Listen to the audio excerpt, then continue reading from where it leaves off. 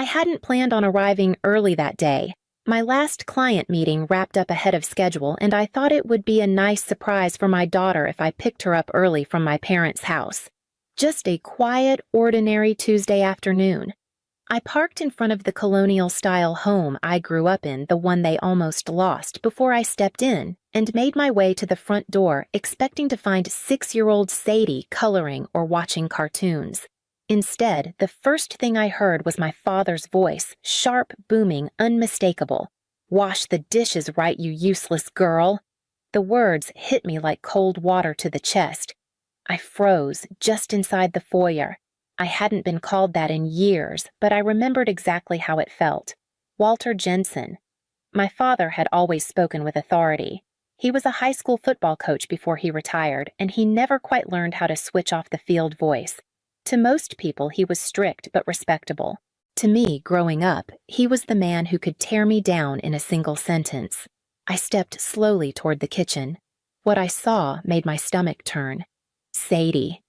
My daughter, my little girl, was standing on a wobbly step stool, her small frame barely reaching the edge of the sink.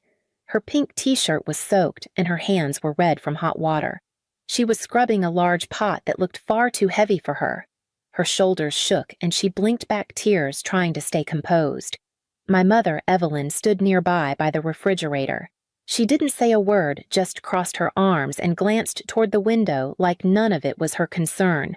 At the kitchen table, my older sister Melissa sat scrolling through her phone, indifferent, while her daughters Chloe and Riley, 12 and 10, giggled behind a tablet. "She's so slow," Chloe whispered, not so quietly. "Can't even do dishes right." Riley snorted. "That's 'cause her dad didn't want her. Mom says that's why he left." Sadie's lip trembled, but she kept scrubbing. She didn't look up. She didn't say a word. My feet stayed rooted to the floor, but inside me something shifted. A pressure I didn't know I was still carrying started to break apart. I saw myself again, age 6, trying so hard to be useful, to be enough, and I realized something I had never wanted to face. I had let history start repeating itself, and I wasn't going to let it go any further. I didn't speak, not yet. I just watched her, Sadie, my 6-year-old daughter, trying so hard to stay small, to stay quiet, as if that would protect her. I'd taught her to be polite, to be patient, to be kind, but I never taught her how to defend herself from the people I should have protected her from. The air in the kitchen felt too familiar, too much like the past. When I was Sadie's age, that same kitchen was my battleground. My sister Melissa, 2 years older, was the golden one, the pretty one, the one whose drawings were hung on the fridge and whose scraped knees were kissed with affection. I was smart, sure, but not in the way that counted in our house, not in the way that earned smiles. I remember my 10th birthday. I got a used paperback, the spine already cracked, while Melissa got a new bike just 2 weeks earlier because she'd been helpful. I'd spent the whole day convincing myself the gift didn't matter, that maybe love wasn't always loud or visible, but the message was clear. Even then, Melissa shined. I stood in her shadow. Back then, my father Walter rarely raised his hand, but he didn't need to. His voice could strip the skin off your confidence. His favorite phrase when I messed up, "You're better than this, act like it," which in hindsight wasn't encouragement. It was dismissal dressed as pressure. My mother Evelyn wasn't cruel, not outright. She just disappeared in moments that counted. She'd busy herself with dishes while I cried, or adjust the curtains when Dad shouted. She believed that staying silent was staying neutral. But silence, I've learned, is a decision. And now here I was, standing in the same house, hearing the same words come out of the same man's mouth. Only this time it wasn't directed at me. It was directed at my child. The realization hit me like a punch. I had brought Sadie here, to the very place I once vowed never to return to emotionally. I let myself believe that because my parents offered to help with childcare, they had changed. That maybe age had softened them. But it hadn't. They hadn't changed.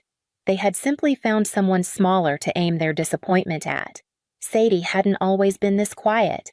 Before the divorce, she was bright and curious, always asking questions, always singing songs she made up on the spot. But after Brent left, after he packed his things and moved in with his 24-year-old assistant, she changed. We both did. Brent Jensen, my ex-husband, was charming and driven. We met at a financial conference in Chicago and married less than a year later. For a while, we believed we were building a life. Then Sadie came along and suddenly Brent discovered parenthood didn't fit his timeline. When Sadie turned 3, he said the words that would rearrange everything. I made a mistake. I'm not cut out for this. The divorce was quick, maybe too quick. He wanted out. I wanted peace. We signed papers, split assets, and agreed on a custody arrangement he rarely honored. It was just the two of us after that, me and Sadie, figuring it out as we went. I kept working full-time as a financial consultant for a firm in Boston, juggling client meetings and daycare pickups, late-night budgeting, and early morning tantrums.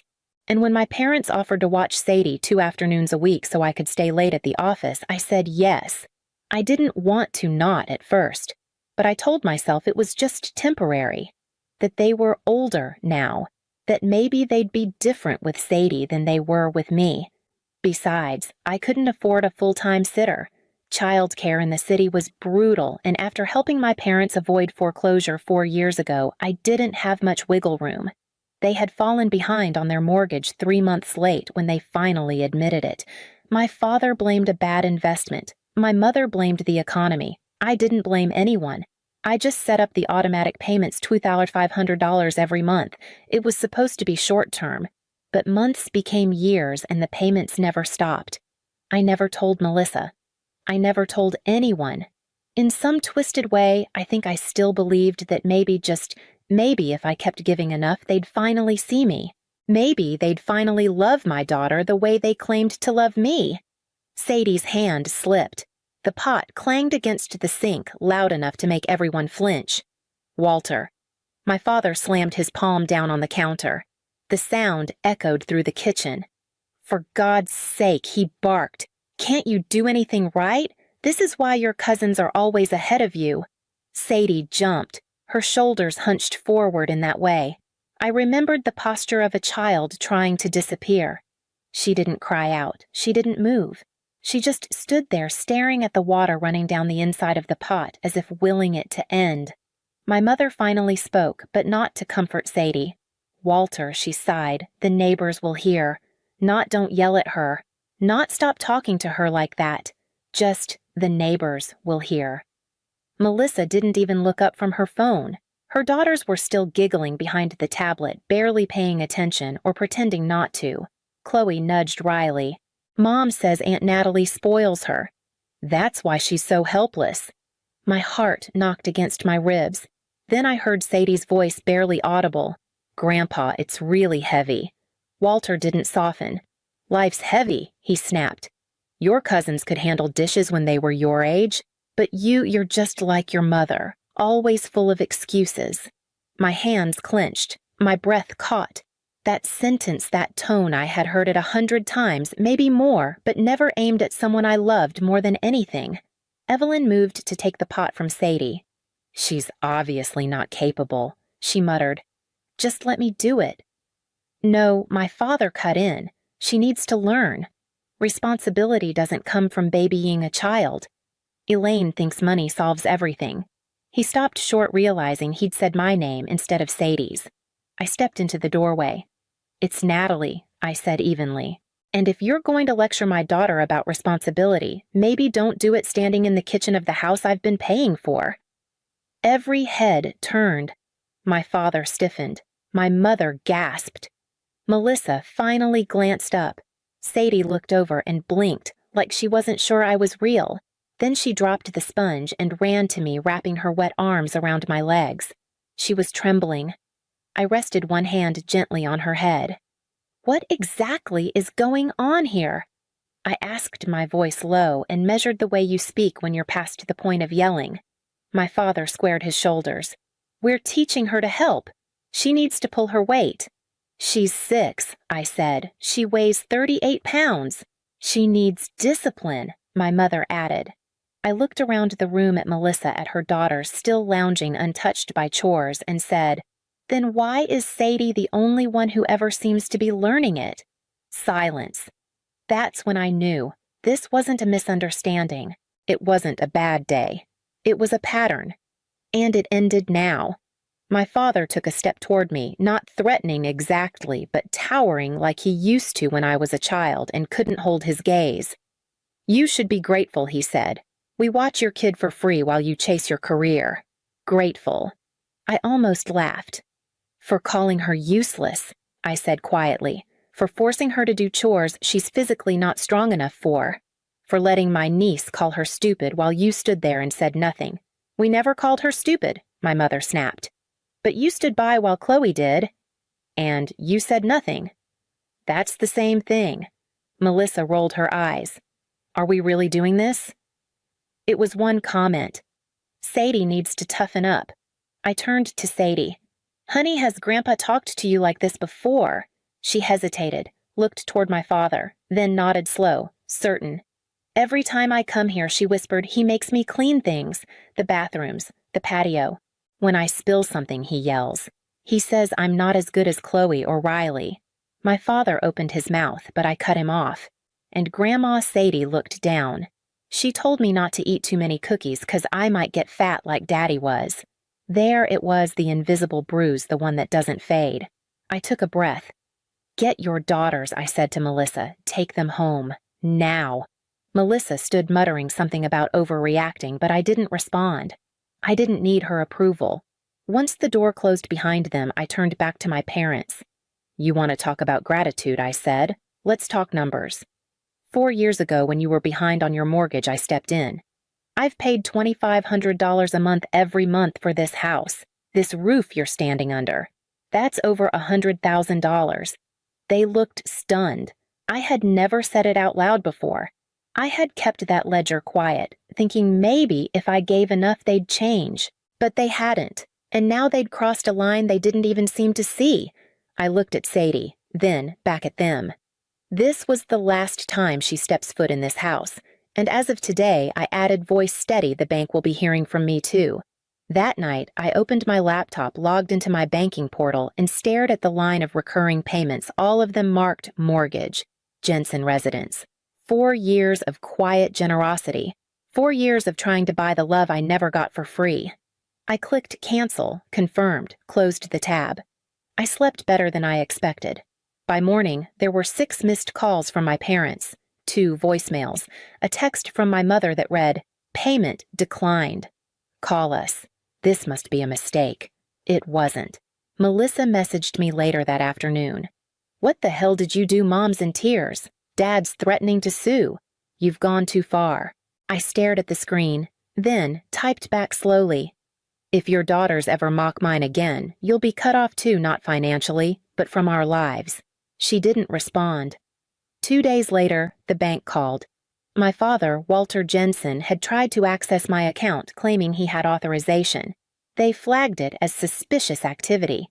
I changed every password, froze my credit, called my advisor. I wasn't surprised. Not really. That week, Sadie began to open up. Little by little, through whispers at bedtime or coloring together in the kitchen, the pieces came out. Every Tuesday and Thursday, while I worked late, she'd been made to scrub floors, clean bathrooms, pull weeds in the backyard. No cartoons, no games, just responsibility. Meanwhile, Chloe and Riley were given ice cream and let off the hook. Sadie was told she wasn't as smart, that she had to earn love by being good, that her cousins didn't talk back. And the worst part, Grandpa said, "You're too busy for little things," that if I told you, you'd be mad at me. That one sank deepest. They hadn't just mistreated her. They had groomed her to stay silent, just like they once did to me. That night, I sat at the edge of her bed as she fell asleep and made a promise, not out loud, not for show, but in the quiet language mothers know. It ends with me. A week after I canceled the mortgage payments, my parents received a formal notice of foreclosure. I expected it. What I didn't expect was the mass email they sent to our entire extended family, a 3-paragraph manifesto claiming I'd abandoned them in their time of need over a minor misunderstanding with Sadie. The backlash came swiftly. Aunt Carol, my mother's older sister, replied all I was at Thanksgiving 2 years ago. I saw the way Walter spoke to Natalie and the way Chloe and Riley mocked Sadie while no one said a word. Maybe it's time someone held them accountable. Others chimed in too. Cousins, Old neighbors, quiet people with long memories. And then came the message that stopped me cold. It was from Uncle Dean, my father's brother, someone I barely knew. Natalie, you're not crazy. Your parents have always expected someone to clean up after their mess. Your grandfather left them a sizable inheritance. It was gone in 5 years. They never saved, never planned. And when Melissa married Greg, who couldn't support them, they turned to you. I stared at the screen. So it wasn't just about me. It never had been. They were never going to stop asking, never going to stop taking, not because they needed help, but because they felt entitled to it. That night, I poured myself a glass of wine and pulled out the file folder where I kept all my financial documents. I ran the math again. 4 years of mortgage payments, utilities, groceries. I gifted them during holidays. Over $120,000. Quietly, consistently, without fanfare. And for what? So Sadie could be told she was fat. So she could be scrubbed down to fit inside their rigid mold, the same one that broke me decades earlier. I closed the file and slid it back into the drawer. Then I opened a new document on my laptop and typed the name of a therapist, Dr. Michelle Avery, recommended by Sadie's pediatrician. If we were going to break this cycle, we'd need help. Not just Sadie, me too. Dr. Michelle Avery had warm eyes and a calm presence, the kind that didn't ask you to hurry. On our first session, I barely spoke for 10 minutes before I broke down crying, not out of sadness exactly, but out of release. Like something too heavy had finally slid off my shoulders. She listened. Then she said simply, "You've spent most of your life trying to earn love from people who only valued you when you were useful." I nodded. The truth felt like a bruise someone finally acknowledged. And now she added, "They're teaching your daughter that same lesson. But here's the difference you noticed. You acted. That's where the cycle breaks." 2 days later, my parents showed up at my apartment. No warning. I saw them through the peephole, my mother clutching a manila folder, my father's mouth tight with frustration. I spoke through the door. "I'm not opening it. If you want to talk, it'll be in a therapist's office." "Elaine, this is childish," my mother snapped. "We're your parents. We need to resolve this. My name is Natalie." But I didn't correct her. That part no longer mattered. "You raised me to believe family meant obligation," I replied, calm but firm. "But I'm teaching Sadie something different." There was a pause. Then my father's voice low but biting. "You'll regret this, Natalie. We're not your enemies." "No," I said quietly. "But you're not safe right now either." They left. I stood there a long while before sitting down at the kitchen table. Sadie was at her art class and the apartment felt unusually still. That evening, I received a message from Aunt Carol. "Your mom called trying to get me to talk sense into you. I told her sense was finally what you were using." It made me smile. Not because it solved anything, but because it reminded me I wasn't alone in this. At our next therapy session, Dr. Avery asked, "What would accountability look like for your parents? Not just an apology, real change." "I don't know yet," I said. "But I know what it doesn't look like: unannounced visits, guilt-tripping, and demanding money." "Then that's your starting line," she said gently. Hold it. And for the first time in years, I believed I could. A week later, we met at Dr. Avery's office. Neutral territory, neutral lighting, neutral expectations. I arrived first. Then the door opened, and there they were, my parents. Walter Jensen with his stiff posture and thinning patience. Margaret Jensen in a cardigan she wore whenever she wanted to appear softer than she felt. Dr. Avery welcomed them calmly, then laid out the ground rules. "Everyone gets to speak, no interruptions. This isn't a courtroom. It's a table for truth." My father exhaled sharply. "I'm here because Natalie demanded it. Let's just say what needs to be said." So I did. I brought Sadie into your home because I thought maybe things would be different, that she'd get the grandparents I never had. But what she got was judgment, silence, and shame. My mother interjected, "That's not fair. You're twisting." Dr. Avery held up a hand. "Margaret, you'll have time." "Let Natalie finish," I continued. "Sadie told me about the chores, the name-calling, the favoritism, how you stood by while Chloe and Riley humiliated her. My father's jaw tightened. We were teaching her responsibility. She's too soft. Responsibility, I echoed. By calling her useless, by making her scrub your floors while her cousins watched cartoons. He didn't respond. My mother sighed. We weren't perfect, but you're making us out to be monsters. We raised 2 daughters. You raised 1 golden child and 1 emotional accountant, I said, voice steady. You gave Melissa room to breathe. I got the pressure to perform, and now the bill to pay. Silence stretched. Then Dr. Avery asked Walter Margaret, can you see how your behavior might have harmed Sadie? Not just in the moment, but long term. My father muttered, I didn't mean to scare her. I saw myself in her, the way she froze. It stopped me. It was the first crack I'd seen in his armor. My mother swallowed hard. I should have stopped him. I should have told Chloe to watch her mouth. I didn't, and I'm sorry. The words didn't solve everything. But they landed. Dr. Avery looked at me. I'm not asking for perfection, I said quietly. I'm asking for a future that doesn't cost my daughter her self-worth. And for once, they both nodded. Not in agreement, but in acknowledgement. It was a beginning. In the weeks that followed, there were no grand gestures, no handwritten letters, no surprise visits, just space. And silence, the respectful kind. Dr. Avery helped us set boundaries for reintroduction. 1 short visit, public setting, no alone time with Sadie. At first, my parents bristled, but they complied. Our first meeting was at the Botanical Gardens near the edge of town. Sadie wore a yellow dress she picked herself. I watched her clutch her drawing pad like armor. My parents arrived on time. No gifts, no sweets, just themselves. To my surprise, Dad bent slightly to her eye level and asked, Do you want to show me your drawings? Sadie hesitated, then slowly flipped open her sketchbook. This one's a tulip. The shading's not done yet. My father nodded. I like how you started with the petals first. That's how I used to draw them too. He didn't correct her, didn't compare. Just noticed, kindly. It wasn't redemption, but it was a moment. 2 months later, we were able to meet in our apartment again. I stayed in the room, always nearby, always listening.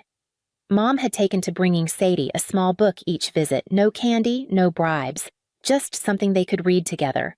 Sometimes Sadie said no, and Margaret accepted it.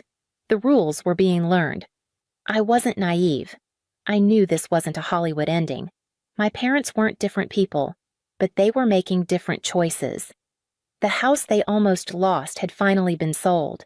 They'd moved into a modest condo near the library. Dad picked up part-time hours giving walking history tours downtown. Apparently, he'd always wanted to do that. Mom joined a community reading group. For the first time in years, they were living on their own terms. And I was, too. Sadie had started sleeping through the night again. No more whimpers. No more clinging after school. Her teacher said she was raising her hand more not to be right, but just to try. One evening, as I tucked her in, she whispered, Grandpa didn't get mad when I dropped my juice today. He just got a towel. I kissed her forehead. That's how it should be, baby. She smiled. Maybe people really can learn. I looked at her, my daughter, my reason. Sometimes I said it just takes someone brave enough to break the old rules, and this time I didn't mean her. I meant me. Sometimes we don't get the family we need until we become the parent we wish we had. It took me over 3 decades to understand that love isn't measured by sacrifice, but by safety, and healing isn't about changing the people who hurt us. It's about protecting the ones who come after. If you're listening and you're tired of carrying the weight, let this be your permission. You don't have to keep paying for someone else's peace. Sometimes the strongest thing you can do is walk away with grace.